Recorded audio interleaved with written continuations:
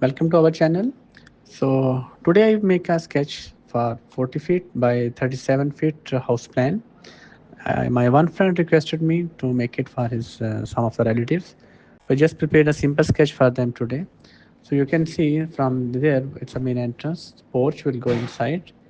Then on the left hand side, we make a drawing room, 19 feet 5 feet inches by 11 feet.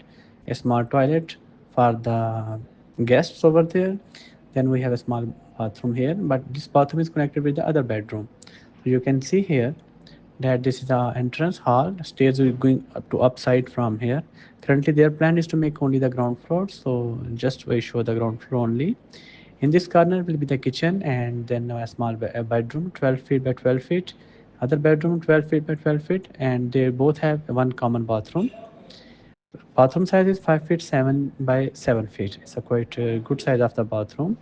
If we come here, there's a one more bedroom, 12 feet by 11 feet with attached bathroom. So this is the overall layout of the house. So you can see.